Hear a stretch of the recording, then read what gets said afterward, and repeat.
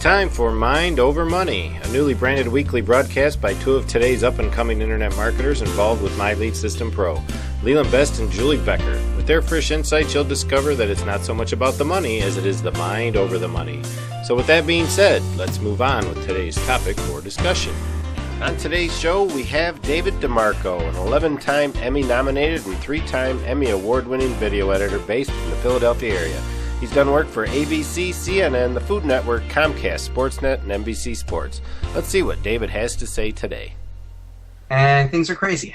So we're down a guy, and we're preparing for the Philly season, and I'm pretty much slammed at work.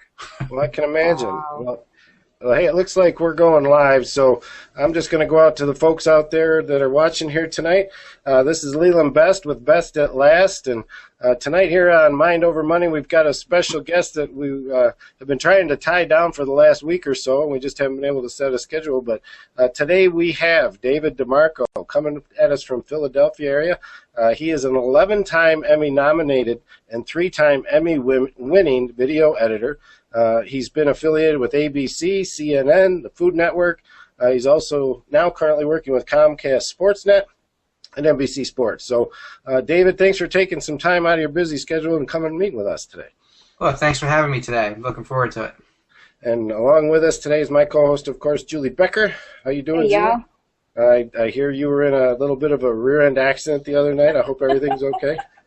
You know what? It was just a little accident. Somebody rear-ended us the other week, but you know the main thing is that myself and my daughter are okay.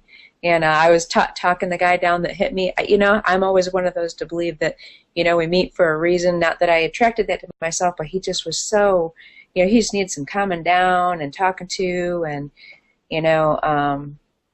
we'll probably stay in touch with him and his wife after this, so I'm sure something good will come out of it. Well, yeah, I guess it's always good to meet new prospects, but usually not by totaling a car to do it. So. Well, when I do things big, I do things big. Absolutely. Well, hey, David. I got into an accident last Friday. Did you really?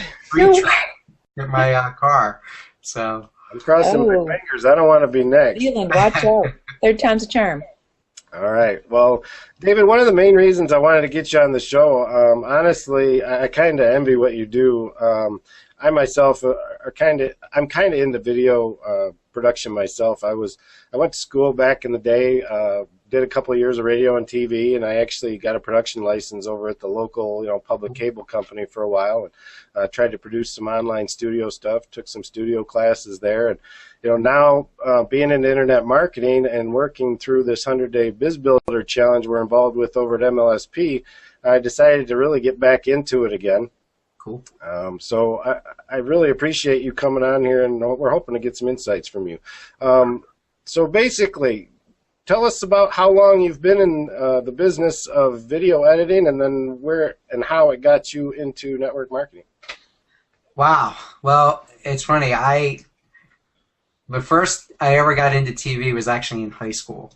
I met this kid in 10th grade, and he had a studio in his house, and that was it. That's what got me started. And I went to college for it, and I'm probably one of the only people that can say that I actually work in what I went to school for.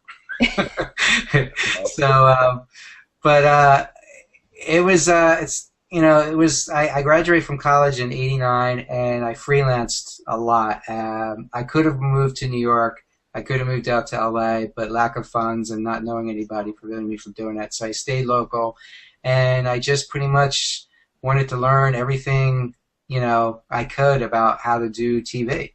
Mm-hmm. And I kind of settled in on shooting video and editing, and I did that on a local scale for a long time. And I got my first break was actually when I got hired at Comcast Sportsnet. At the time, I was freelancing, doing a lot of work, but I took the position because I needed to get good at working on the Avid editing system, which probably some people in your audience might know what that is, but pretty much an Avid is everything you see on TV, and most of the major movies are edited on an Avid. So I took the position. My goal was only to stay there for maybe 3 or 4 years. Now it's 15 years later, and I'm It still flies into you. Right. well, here's the thing. What happened was I found out that I could win this thing called an Emmy. I'm like, cool. Yeah. So I'm like, all right, great. I was like, I made a decision. I was like, you know what? I'm going to stay here long enough to win an Emmy. 7 years go by, until before I won my first one. But I was nominated all through that time. But I just remembered that I made that commitment, and I just was like, okay, you know what? Each time that even though I got nominated and that I was in that elite crowd that also was nominated, I still didn't win yet. So I was like, okay, what do I need to do to get better? What do I need to do to actually walk away with one of those Emmys, with one of these? There it is. That's what I like to see. So hold that back up again. I shouldn't have said anything because the camera is going to take over. There we go. There you go. That's what we want. This is the one I'm proud of. This is the one I won for editing right here. There's, you're in a room with all these, I'm in a room with 100 people at this award ceremony, and these are regional Emmys. It's not like the one you see on TV. And everybody in there is just as talented as everyone else, but what do you need to do to get over that hump, to get over that edge?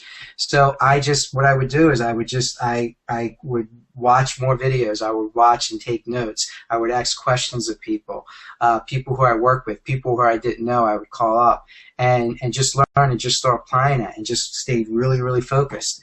And because of that, the night that I did win, I actually won 2 of these in one night. At the same time. At the same time, yeah. So that was a fun night. So, but like I said, I was very focused. In fact, I used to do a lot. One of the things I had to do was what's called a game tease. And what a game tease is, before our channel goes on the air, like we cover the Flyers and the Sixers and the Phillies. Mm-hmm. Before that broadcast, we do a little tease to tease the event. You get the fans pumped up for it. It's only shown one time, right before the event. So they really didn't want me to spend a lot of time on these teases, but I was doing that was what I was doing most of the time, and I wanted to win an Emmy, so I was like, you know what, I'm going to ignore that. I'm just going to go for it. And they got some of the best teases you probably ever could have for a broadcast, for a one time only, and that was one of the things that helped me to win. So. Well, that's awesome, and that really kind of plays into the whole mindset that we find here in the MLSP groups, that these are just folks who want to better themselves and find a better way to do things, to really express themselves too at the same time. Right. And there's a lot of hurdles involved. And Julie, I think you could probably define, for yourself and let us know exactly what MLSP's done for you in this for the sake of our viewers. We're not just here doing an interview with David. It's really a matter of a collaboration. This is what we do as teamwork all the time in this group. We're all network marketers. So, what do you think about what David just said, Julie? What I totally keyed on there is a quality that all of us as successful entrepreneurs need to have, right? I mean, you had a specific focus. You said yourself, this is what I want to do, this is how I want to do it. And despite some, let's call it advice that people gave you or things that they wanted to do, you stuck with what you knew you wanted to do and how you thought, what was going to bring you to the end goal of what you wanted to get. And that there's a lot to be said for that. It's easy to get sidetracked by other people, by other things other people want you to do, by the way they think you should do it. Exactly. And not to say that that's a bad thing, especially if people are successful in an arena, you want to copy people that are successful. But I think in this case, this wasn't necessarily the way it was for you. You knew what was working for you. You knew it was going to work to get you where you needed to go, and you stuck to it. And that's something that I do. That's something that Leland does. In order to get here, in order to be successful, you've got to find what works for you and do it, tweak it, and do it. It's so easy to get sidetracked. It's so easy to get off course. But focusing on staying on course was so key. And I loved what you said there. And Leland and I were talking about this beforehand, I honestly couldn't see the segue. I'm like, wow, a guy that's done all this video work and video editing and won these Emmys for this. I'm like, how did he even get involved with MLSP? Like, I couldn't even make the connection. I was like, wow, this is such a cool story. I mean, I can't even comprehend. It just goes to show you, this is something that attracts people from all different backgrounds, all different, just abilities and skill sets, and it's amazing. I want to hear how that happened. Well, that's a great story right there. Let's say, although winning the Emmys are great and all that, and let's just say I am pretty much capped of what I can make as far as who I'm working for. Mm-hmm. Comcast Sportsnet is a great place if you're just starting out, and when I started there, I was just starting out. I was, a pretty average editor. I wouldn't say I wasn't, too excited, that very good at it. And, working there, I developed my skills and all that. So, but the thing is, in that business, you always move on and move on and move on. But I was focused. I was staying there. I wasn't leaving until I won. So meanwhile, because of the limitations financially that I had with the job, I was always looking. I've always been an entrepreneur. I got into real estate. And through real estate, got into real estate right before it crashed. But we won't talk about that. Yeah. But I met some really good friends through the real estate courses that I took, and one of them is my buddy Marty McDonald, and actually through that we got introduced to a network marketing company at a real estate meeting that we were having. We kind of got involved with that network marketing company, and it was funny. We were just flopping around. I mean, we actually got in 3 different systems, one by one. We couldn't get leaders to help us. It was like this catch-22. But at the same time, we decided to do a lot of research, and we started researching network marketing. We started researching, how to do this business. And through that research is when we came across My Lead System Pro. And we actually came across My Lead System Pro I actually came across it right when it first started, and I didn't know what it was. I didn't know anything about traction marketing. But our first thing we did come across was Mike Dillard's, of course, magnetic sponsoring. Yeah. And we all read that. That kind of got things starting for us. And we all wound up going to the very first Live the Dream event. And that was kind of funny. It was a great event, but here I am, a guy, I work in video, pretty confident guy, you know what I do. I'm at this event, and I'm just like around people that I'm like, I was at the VIP parties, I'm like in a corner somewhere. I'm not talking to anybody. I couldn't believe this. I was like intimidated to talk to people. And I go to network events all the time with video. I don't have a problem talking to anybody. Here I am just like, hi. And my buddies, Marty and Monty, they were introducing me to people. They were like, hey, this is my friend Dave DeMarco. Did you know you won 3 Emmys? And the funny thing is, people were like, really? Can I talk to you? And I'm sure you've been around some of the big folks in the industry, and here you are with a bunch of folks that are really not heard of much at all, and you're right. Almost shaking in your boots. I find that kind of ironic. Well, it's I guess because because of the fact that I saw these people. Not that I put them on a pedestal, but I didn't know who they were, and plus they were making a lot more money than probably anybody else I've ever met before in person.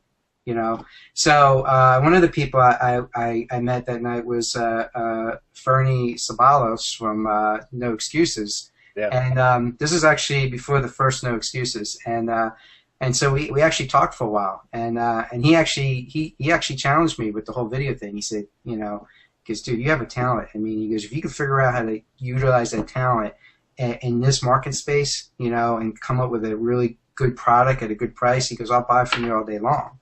And I'm like, wow. Mm-hmm. So, I went back home, and it took me like a couple, months actually to absorb that whole thing and that whole event.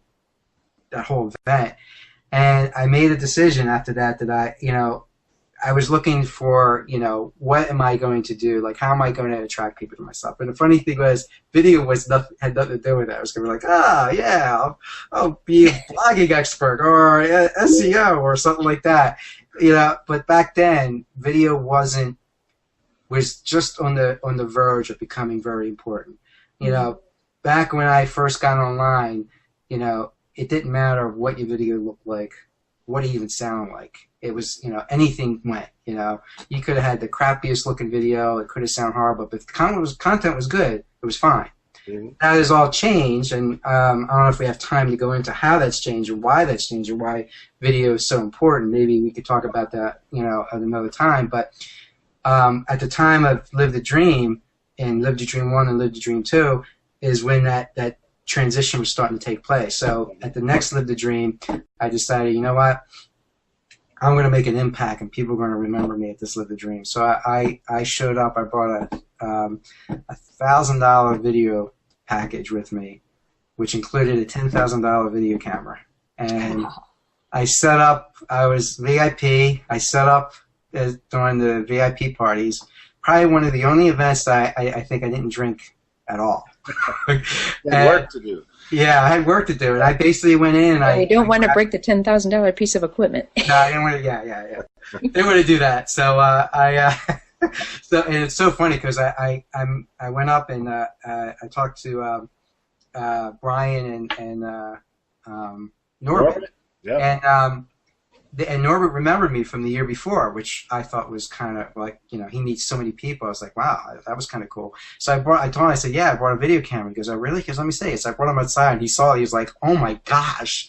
He was like blown away. He was like ready to hire me on Monday to do some video for him. Sure. And that didn't turn up, but they were like, so I actually wound up interviewing Brian, Dagan Smith, Vernie, Ryan Angelo, and about 13 people, Tracy Walker, over the course of the 2 nights. Mm-hmm. Out, and that if you're out Live the Dream 2, we had like an outdoor area, so we were outside and all that. Yeah, so and it was great, and people were just like, they were blown away.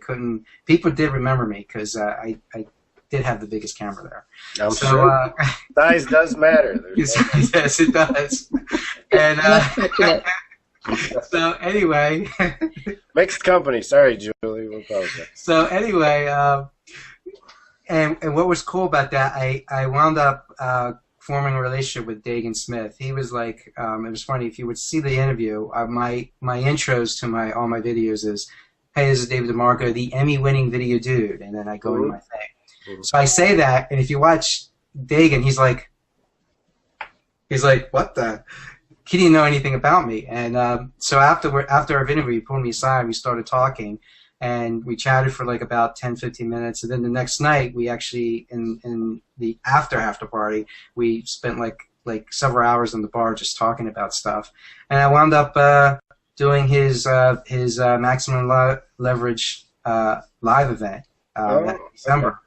Videotaped it for the 2 days, and I did it all last year. I did actually a lot of work for him. And in fact, I did a lot. I wound up doing work for him, for Toby and Layla Black, Cedric Harris, Lawrence Tam. Mm-hmm. And now, do you know Mark Hoverson very well then? I do. I don't know him very well. I do know who he is, but no, I haven't had a chance to get to know him. I hear he's got quite a bit of video talent himself, and I know he just hooked up with some of the guys over at Empower, one of the big teams. Actually, the guy that got me into MLSP, John Morose. Just mind melded a big team over there in Empower, and I guess Mark's going to be their lead video guy. One thing that does need to be said is that, this is a visual world nowadays. It's not so much about the written copy. I mean, it still flies, it still markets, it still does what it's supposed to do, but, everybody wants to get out there and see action. They want to see people moving around. They want to meet people. They want to see who they're dealing with. So, like David said earlier, video is really a big thing nowadays on the marketing scene. And if you don't have some sense of what that does, and if you just want to touch on that a little bit before we wrap this up tonight, David, and if Julie has another question, we'll throw that in there too. But I like to try to keep these shelled into about a half an hour, and we would love to have you back onto the show again to talk more about the video aspects. So, if you can touch on those things that you feel in this industry are most important when it, how video ties in and becomes such a relevant part of the marketing industry now. And how polished does it need to be for those of us who, just don't know it very well? Mm-hmm. I've done a few, but they're, very, very few. That's interesting. I mean, when you're first starting out, obviously it's not going to be as polished. The most important thing when you're just starting out is to actually just do it. Okay? And excuse me. And as you go on and you get better at it, you can start getting it more polished. There are some key things though you should do for every video. Just make sure you have good lighting. Use, whenever possible, a wireless mic. Like right now, I'm just using the microphone on my computer. But the thing about that is, I'm close. There's no noise in here, so it's fine. But if I was in a noisy environment, then you wouldn't be able to hear anything. And you can just go back to see a lot of people who did interviews at some of the Live the Dream events. You couldn't hear anything. So if you keep in mind those really simple things, make sure you have really good lighting.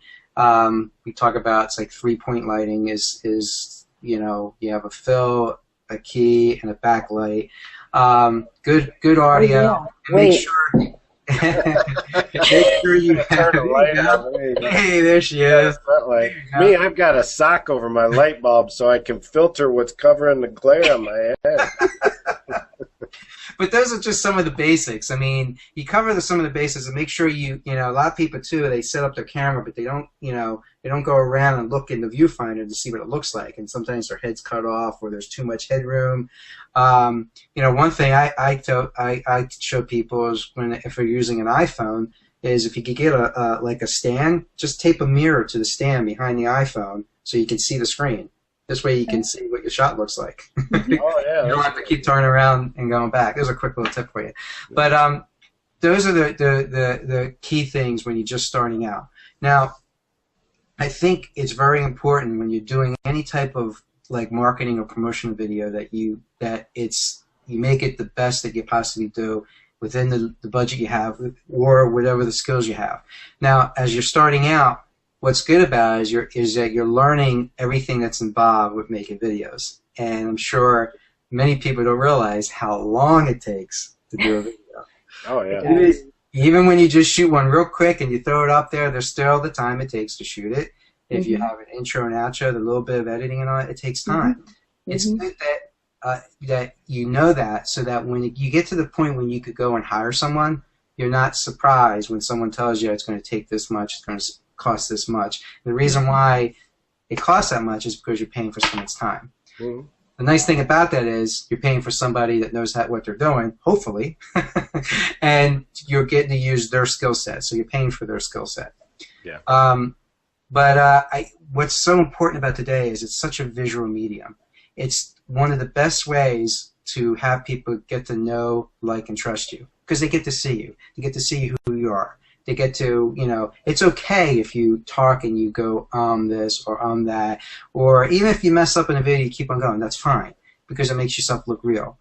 And everybody knows this. When you go to a movie, right, and a movie makes you laugh, it makes you cry, it does all these. You could do that same thing within your videos, just by the way you edit it, just by planning it out, even by choosing the right piece of music in your videos. You can affect an emotion. And if you could get an emotional response from somebody, especially if you're trying to get them to click and put in their email and their information on something, then you have something that's very powerful there. I really need you guys to click on my video. I don't know what I'm going to do if you don't. I've been trying to get myself back to that because, when I used to do this stuff as a young guy, I was always scripted. We did the radio and TV stuff, and there was always a script involved. And nowadays, it really takes away from the originality and that home felt feel if you have a script.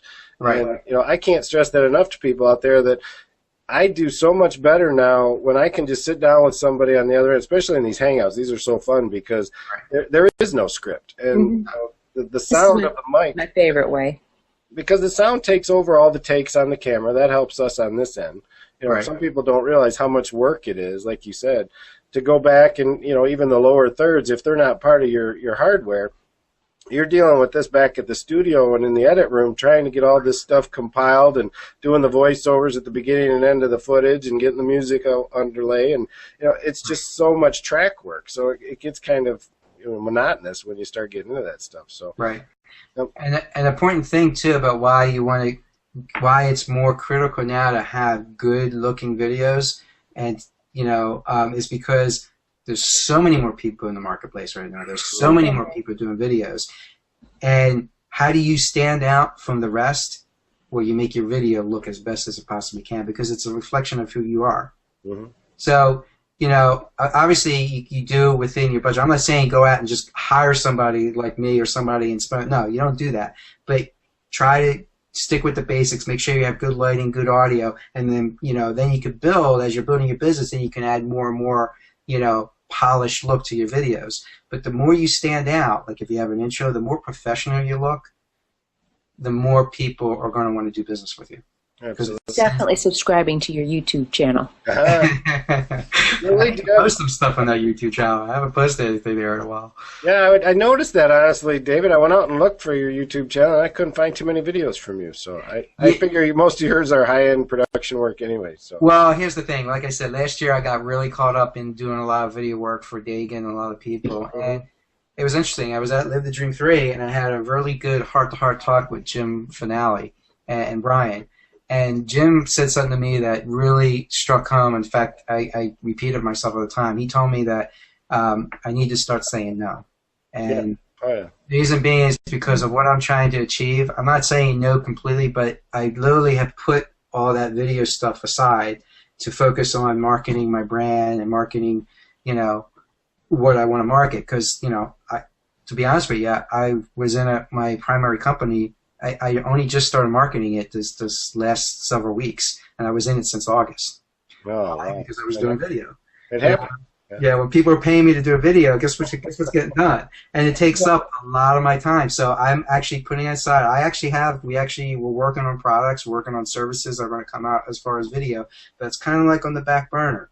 It's going to be, something that we're going to bring out after we build the brand and all that. Mm-hmm. And that's why, I'm actually going to start making more marketing type of videos for the different things that I'm marketing and promoting, and then hopefully, as because I've still got the day job, as my time frees up, I'll be doing more and more teaching videos where I'm going to teach people more about how to do videos and how to do certain things with videos and how to tell a story in your video and stuff like that. Because I got like 20 years of video marketing experience just in here. I see video products being sold in MLSP. What's that? I see video products being sold from you in MLSP pretty soon. Yeah, actually, I've had several discussions about that with. I knew it. And I actually would have to get to L4, I think, before I can actually have my own product back there. We've actually talked about maybe doing some free things just to throw back there for the community. Hasn't gained any traction yet, but yeah, we'll probably be adding some stuff back there. Great. Well, I'll be signing up for some of that stuff for sure, David. Absolutely. Well, I don't want to cut us too short, but I think for the purpose of production and keeping with the gist of a half-hour series here, I'm going to have us wrap this up real quick, David. So, and of course, I know all of us probably have a webinar or something to get on tonight because it's around in that 9 o'clock hour, and I know Julie does want to go make one tonight. So, let's just, if you don't have any further questions, Julie, I'll go ahead and sign us off here, and we'll get out of here and get on to other things. Take us out, Skipper. All right. Well, everybody, I want to thank you all for joining us today. Again, this is Leland Best of Best at Last here on Mind Over Money with our special guest, David DeMarco, 11-time nominated and 3-time if I could say it right, Emmy-winning video editing producer, you might say, that's been on the scene for 20 years and is now with us as a member of MLSP. Again, thanks for coming along and joining with us today, David. We do appreciate you taking time out of your busy schedule. Well, I appreciate you having me on, and this was a lot of fun, so I hope we get to do this again. So great to meet you. Thank you. Absolutely. So from me, Leland Best, and Julie Becker, my co-host from IGetPaidOnline.biz, correct? That's and right. Of course, David DeMarco from DavidDeMarco.com. This, once again, is Leland Best. We're going to sign off from Mind Over Money today, so come by again and join us next time. We're going to have Adam Chandler, one of those head guys over at the 100-Day Biz Builder Challenge, along with Justice Egan, who's been putting us to the grind for the next 7 weeks. I believe we have to go yet. So we will get a chance to talk to him on Thursday, and we'll have that up next week. So, David, once again, thanks for coming, and we are out of here. All right. We'll see you guys on the flip side, on the inside, and we'll meet you at the top.